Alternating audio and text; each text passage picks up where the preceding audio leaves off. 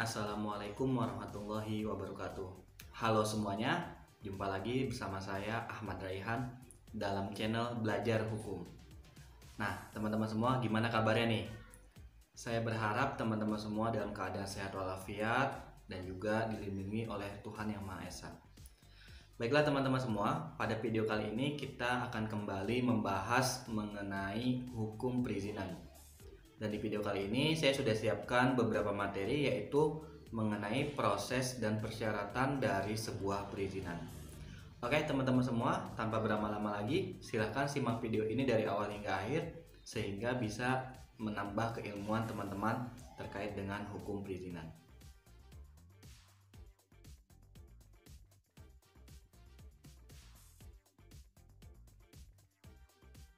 Baiklah, masuk ke dalam materi pertama, yaitu terkait dengan proses dari sebuah perizinan. Nah, teman-teman semua mungkin sudah kita pelajari di video sebelumnya bahwasanya proses dari sebuah perizinan itu berbeda-beda tergantung dengan perizinan apa yang akan dimintakan atau dimohonkan izinnya. Demikian juga tergantung dengan instansi apa yang memberikan perizinannya, sehingga tidak bisa disamakan antara perizinan yang satu dengan perizinan yang lain. Nah, tetapi secara umum prosedurnya atau prosesnya itu tetap harus sesuai dengan peraturan perundang-undangan yang berlaku yang berkaitan dengan perizinan tersebut. Jadi kalau misalkan kita ingin memintakan izin terkait dengan hak guna bangunan ataupun terkait dengan pendirian bangunan, maka kita harus menyesuaikan dengan peraturan perundang-undangan yang berlaku mengenai hal tersebut.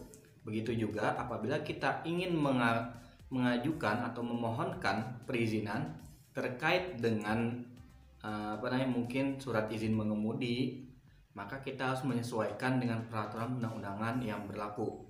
Jadi itu bakalan berbeda antara prosesnya dari izin yang satu dengan izin yang lainnya. Semua itu tergantung dengan peraturan perundang-undangan yang mengatur mengenai proses tersebut. Kemudian, pihak yang memberikan perizinan itu juga harus mempertimbangkan dampak yang dapat ditimbulkan dari pemberian izin.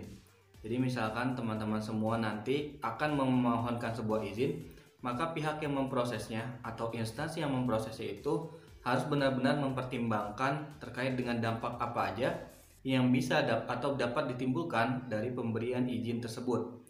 Contohnya adalah ketika kita memberikan sebuah izin dalam mendirikan bangunan, maka dampaknya akan berdiri sebuah bangunan di tempat yang telah diberikan izinnya untuk mendirikan bangunan. Maka apakah dampak dari pendirian bangunan itu bisa mungkin memberikan pencemaran terhadap lingkungan atau mungkin memberikan kesulitan bagi pengguna jalan untuk melewati jalan tersebut. Nah, ini akan atau harus dipertimbangkan oleh orang yang instansi yang memberikan perizinan tersebut. Lalu proses perizinan ini juga tidak terlepas dari interaksi antara pemohon dengan pemberi izin. Dalam interaksi tersebut terkadang muncul perilaku yang menyimpang, baik yang dilakukan oleh aparatur maupun yang dipicu oleh kepentingan bisnis pelaku usaha. Nah, biasanya hal-hal yang menyimpang ini seperti contohnya adalah ketika permohonan izin tersebut diajukan, maka harusnya mengikuti prosedur-prosedur yang ada. Akan tetapi adanya sebuah perilaku menyimpang seperti memberikan uang tambahan kepada instansi yang mengurus perizinan tersebut agar dimudahkan kegiatannya, atau mungkin agar lebih didahulukan kegiatan atau permohonan izinnya, sehingga ini adalah salah satu dari perbuatan yang menyimpang, dan ini adalah sebuah hal yang tidak boleh terjadi karena ini bisa merusak yang namanya terciptanya kesejahteraan dalam rangka untuk menciptakan good governance. Jadi penyimpangan-penyimpangan yang terjadi dalam proses permohonan izin ini tidak dibenarkan sama sekali.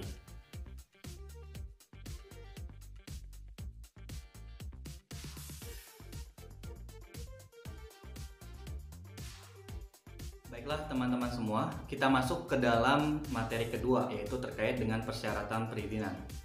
Persyaratan ini adalah merupakan hal yang harus dipenuhi oleh pemohon izin ya tentunya, untuk memperoleh izin yang dimohonkan. Persyaratan-persyaratan tersebut berupa dokumen ataupun surat-surat kelengkapan. Dan juga harus dipahami bahwasanya setiap persyaratan dari setiap perizinan akan berbeda-beda sesuai dengan apa yang mau kita mintakan atau apa yang mau kita mohonkan perizinannya. Ya, jadi persyaratan antara surat izin mengemudi dengan persyaratan hak guna bangunan itu akan sangat berbeda sekali karena dia sesuai dengan peraturan undang-undangan yang mengaturnya. Nah, dalam regulasi dan deregulasi, persyaratan dalam proses perizinan ini setidaknya memenuhi 4 kriteria, yaitu pertama tertulis dengan jelas, yang artinya adalah setiap persyaratan yang ada itu harus tertulis dengan jelas karena memang untuk regulasi yang digunakan itu adalah regulasi yang tertulis ya. Jadi kalau misalnya persyaratan tidak tertulis maka akan menyulitkan nantinya. Yang kedua memungkinkan untuk dipenuhi. Nah, yang berarti yang kedua ini adalah persyaratan tersebut harus memungkinkan untuk dipenuhi oleh si pemohon tersebut. Jangan sampai mencantumkan persyaratan yang tidak memungkinkan karena itu akan menyulitkan. Yang ketiga berlaku universal atau ini berlaku untuk semuanya, untuk umum. Tidak boleh ada diskriminasi atau tidak boleh beda-bedakan antara pemohon yang memintakan izin yang satu dengan pemohon yang memintakan izin yang lainnya. Yang keempat memperhatikan spesifikasi teknis dan aspek lainnya yang terkait. Nah, ini yang keempat adalah memperhatikan apa aja yang kira-kira diperlukan, spesifikasi apa aja, dan juga aspek-aspek lainnya yang terkait. Lalu yang terakhir, ada 3 hal yang harus diperhatikan dalam persyaratan ini.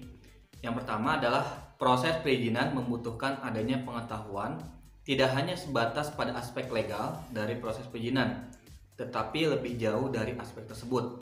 Jadi bukan hanya mengenai aspek legalnya aja apa yang tertulis, tetapi juga mengenai hal-hal lainnya seperti misalkan dampaknya, lalu juga nanti bagaimana untuk pengawasannya dan juga hal-hal lainnya.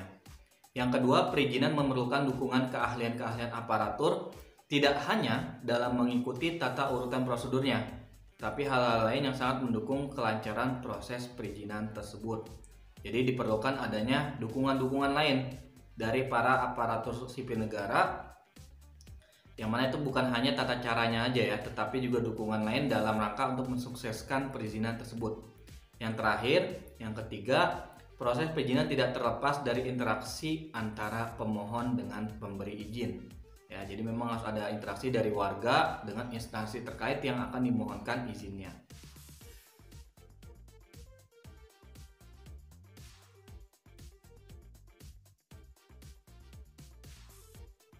Baiklah teman-teman semua, demikian untuk video kali ini. Semoga bisa bermanfaat untuk teman-teman semua. Jangan lupa like, comment, and share. Serta juga jangan lupa subscribe ya, biar lebih semangat buatnya. Nggak bercanda. Mungkin kalau misalkan ada kurang dan ataupun salah-salah dalam penjelasan, saya mohon maaf. Kurang lebihnya mohon maaf. Saya akhiri video ini. Wassalamualaikum warahmatullahi wabarakatuh.